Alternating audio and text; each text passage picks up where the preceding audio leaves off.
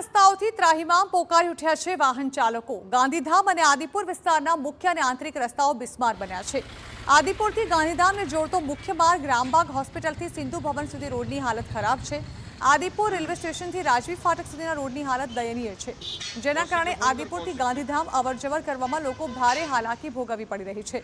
તો બીજી તરફ ગાંધીધામના સુભાષનગર, ભારતનગર, મહેશ્વરીનગર, ગોપાલપુરી અને સુંદરપુરી સહિત સમગ્ર શહેરમાં રસ્તા હાલ ખસ્તા હાલતમાં છે।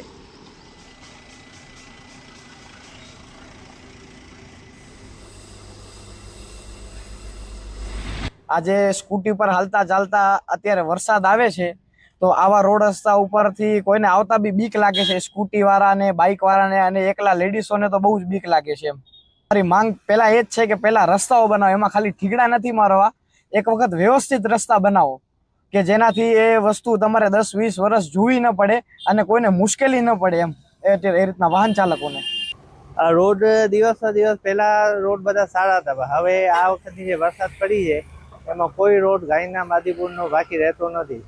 બધી પબ્લિકને ખબર જ છે કે અવારનવાર ખાડા, જ્યાં ખાડા એક્સિડન્ટ થાય છે, અમુક નાના મોટા છોકરા, આ પાછો અમારો મેઇન રોડ છે જ્યાં 2-3 સ્કૂલો છે ને પબ્લિકની અવર જવર એટલી છે।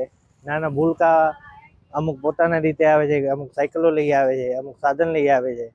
રોડ દિવસે દિવસ ખરાબ જ થાય છે। તો દર વર્ષે વરસાદ બાદ રસ્તાઓ ધોવાઈ જાય છે। રસ્તા પર મસમોટા ખાડામાંથી પસાર થતા વાહન ચાલકો ત્રસ્ત બન્યા છે। તો બીજી તરફ ડેપ્યુટી મ્યુનિસિપલ કમિશનરે ખરાબ રસ્તાઓના સમારકામના આયોજન અંગે જાણકારી આપી કે ખરાબ રસ્તાઓની સમસ્યાને નિવારવા માટે 2 તબક્કામાં આયોજન કરવામાં આવ્યું છે। પ્રથમ તબક્કામાં વરસાદમાં ધોવાઈ ગયેલા ભાગરૂપે વરસાદમાં રસ્તાઓનું સમારકામ કરાઈ રહ્યું છે અને બીજા તબક્કામાં જે રસ્તાઓ છેલ્લા ઘણા સમયથી ખરાબ પરિસ્થિતિમાં છે તે માટે કામોનું તબક્કાવાર આયોજન કરવામાં આવી રહ્યું છે। કે એક ને એક રસ્તો વારંવાર તૂટે છે, આનું કારણ શું છે? આના ઉપર કેમ મોનિટરિંગ કરવામાં નથી આવતું? કેમ આમાં કોઈ સાથે સાંઠગાંઠ છે શું?